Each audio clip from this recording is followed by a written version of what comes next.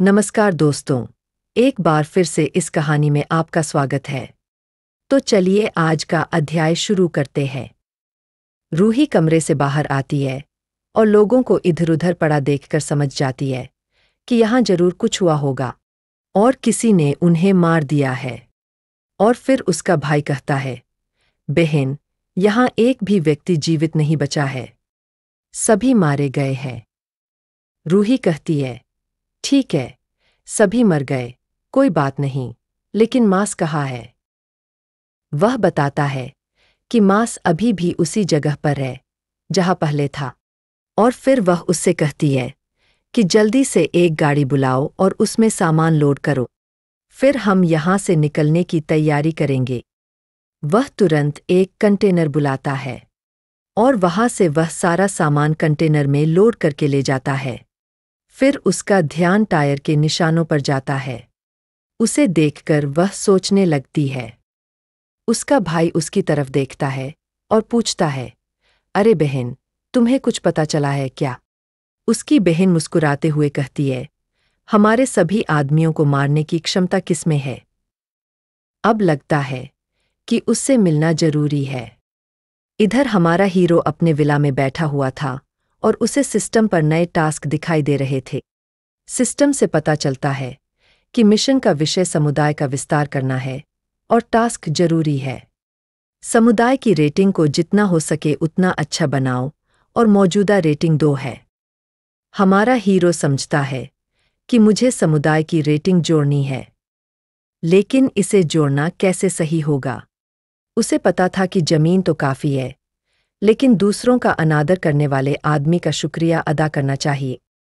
और फिर वह किले से नीचे उतरता है। वह मुख्य द्वार की ओर आ रहा है।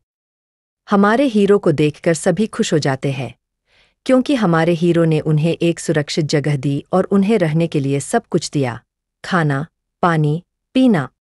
उसे देखकर यह महिला कहती है, अरे मेरे दाता, आप यहाँ आए हैं। और फिर वह उसके सामने झुकती है और उसके सामने हाथ जोड़ने लगती है। हमारा हीरो उसे रोकने की कोशिश करता है और कहता है कि इसकी कोई जरूरत नहीं है। हमारा हीरो उस महिला की तरफ देखता है और पूछता है कि तुमने जिस राक्षस का जिक्र किया है, क्या तुम्हें पता है कि मैं उसे कहाँ पा सकता हूँ? यह सुनने के बाद वह बताती है कि मैंने उसे डेकोरेशन सिटी में चाइना रिसोर्स स्टोर में देखा था। और ध्यान देने वाली बात यह है कि हमसे पहले एक समूह सामान की तलाश में स्टोर पर जा रहा था। उस राक्षस ने उन सभी को एक-एक करके मार डाला और फिर हमारा सामान उस राक्षस ने ले लिया। और वह इतना खतरनाक राक्षस है कि उसके बड़े-बड़े पंजे हैं और वह पलक झपकते ही सामने वाले को अपने पंजों से मार देता है। और उस राक्षस ने कई लोगों को मार डाला है। हर कोई उससे बहुत डरता है और वह राक्षस सभी राक्षसों से अलग है। और जब हम माँ बेटी अपनी जान बचाने के लिए भाग रही थीं, तो हमने देखा कि हम भी पोजीशन विला क्षेत्र के लोगों के एक समूह से टकरा गए। पहले तो हमें लगा कि हम बच गए हैं और भाग गए हैं। यह सुनने के बाद हमारा हीरो गंभीर हो जाता है और वह उस जगह के बारे में पूछता है। जैसे ही वह उस जगह के बारे में पूछता है, शेंग सेंग घबरा जाता है और कहता है, अरे भाई जियांग, हमारे पास अभी भी बहुत सारा सामान है। उस राक्षस को भड़काने की कोई जरूरत नहीं है, क्योंकि शांग शांग जानता था कि भाई योंग के अलावा उनकी रक्षा करने वाला कोई और नहीं है। अगर भाई योंग को कुछ हो गया तो हम मुसीबत में पड़ सकते हैं। उसी समय झांगची बीच में आकर कहता है, जहां तक मैं समझता हूं, जितनी ज्यादा आपूर्ति होगी उतना ही बेहतर होगा।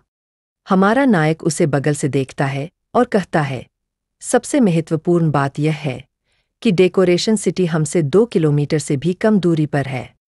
हम किसी राक्षस को इतना नजदीक आकर अपनी सुरक्षा को खतरे में नहीं डालने दे सकते।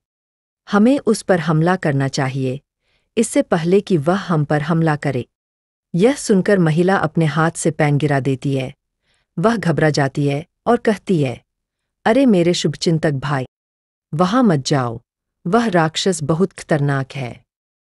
वह पलक झपकते ही उसे मार देता है। हमारा नायक उसे मुस्कुराते हुए देखता है और कहता है, चिंता मत करो, हमें पता चल गया है। और फिर हमारा नायक उसी समय श्री चेन जोंग को बुलाने का आदेश देता है और फिर हमारा हीरो तुरंत उससे मिलने की तैयारी करने लगता है। यहाँ हम लोगों के एक समूह को सामान की तलाश में एक इमारत की ओर जाते हुए देखते हैं। उनके हाथों में कुछ हथियार है, जैसे भगोना या सरिया।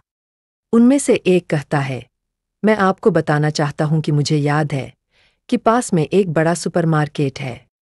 उसके साथ चल रहा व्यक्ति भी कहता है, अभी बहुत आशावादी मत बनो, हो सकता है कि सामान बहुत पहले ही खाली हो गया हो। और फिर आगे चल रही लड़की कहती है, मुझे निराशावादी मत बना, हम रास्ते में कई सुपरमार्केट गए हैं और अभी भी कई जगह बची है जहां हम नहीं गए हैं। अगर हम थोड़ा और देखें तो हमें वह जरूर मिल जाएगा। और फिर वे एक सुपरमार्केट में जाते हैं। जैसे ही वे अंदर जाते हैं तो ऐसा लगता है कि अभी भी कुछ सामान बचा हुआ है, कुछ डिब्बे अभी भी दिखाई दे रहे हैं। वे कहते हैं, ऐसा लगता है कि इस जगह की अभी तक खोज नहीं की गई है। फिर वह व्यक्ति फ्राइंग पैन से दीवार पर मारता है। उस आवाज को सुनकर वे सभी हरकत में आ जाते हैं और नमस्ते कहते हुए वे पूछते हैं कि आप कौन हैं। यह खूबसूरत महिला भी हरकत में आ जाती है। वह गंभीरता से इधर-उधर देखने लगती है। फिर हम देखते हैं कि बहुत सारे ज़ॉम्बी उन पर हमला करने के लिए आ रहे हैं।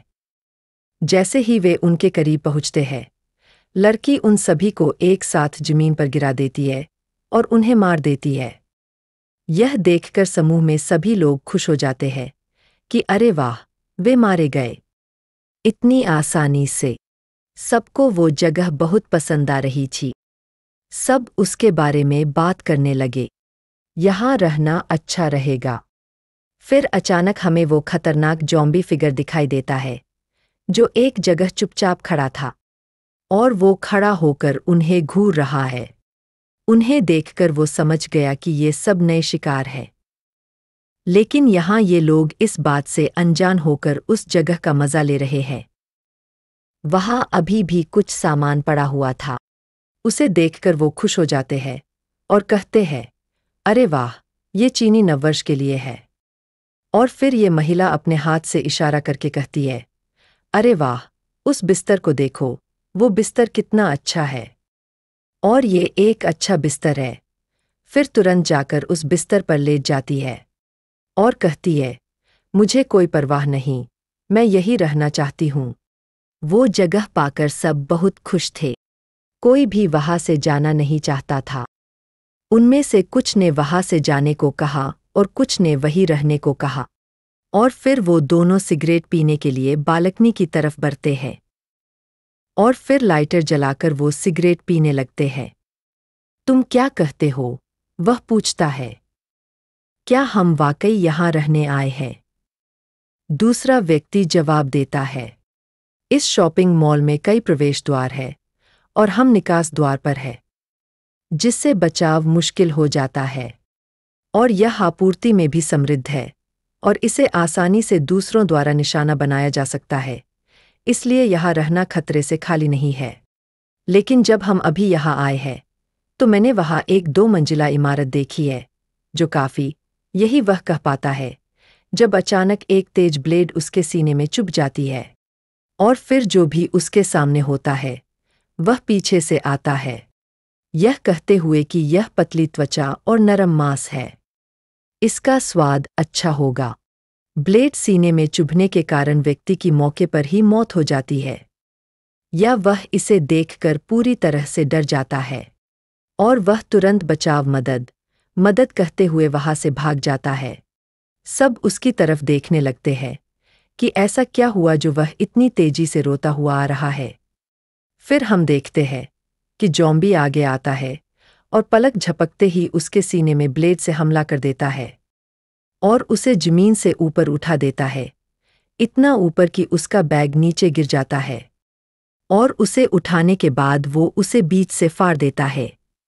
ये दृश्य वाकई बहुत डरावना था, जिसे देखकर सभी के रोंगटे खड़े हो जाते हैं। ये दृश्य देखकर सभी बहुत डर जाते हैं और तुरंत अपनी जान बचाने के लिए वहां से भागने लगते हैं। जब ये खूबसूरत महिला भी उसकी तरफ देखती है तो जोर से चिल्लाती है कि जल्दी वापस जाओ, और फिर वो तेजी से भागने लगती है और फिर सभी एक साथ भागने लगते हैं। लेकिन ज़ॉम्बी पीछे से हवा में उड़ता है और कहता है, कोई भाग नहीं सकता, कोई भाग नहीं सकता।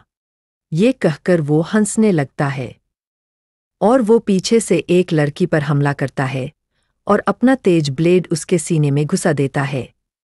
वो एक एक करके सबको मारना शुरू कर देता है। सभी चिल्लाते हैं, मैं मरना नहीं चाहता, मैं मरना नहीं चाहता। अब लगभग सभी मारे जा चुके थे। बस वो खूबसूरत महिला ही सबके आगे भाग रही थी। बिल्डिंग का गेट अब थोड़ी दूरी पर था, लेकिन वो हार नहीं मानती। वो दौड़ती रहती है और सभी से कहती है, जल्दी से बाहर निकलो, हम लगभग पहुंच चुके हैं।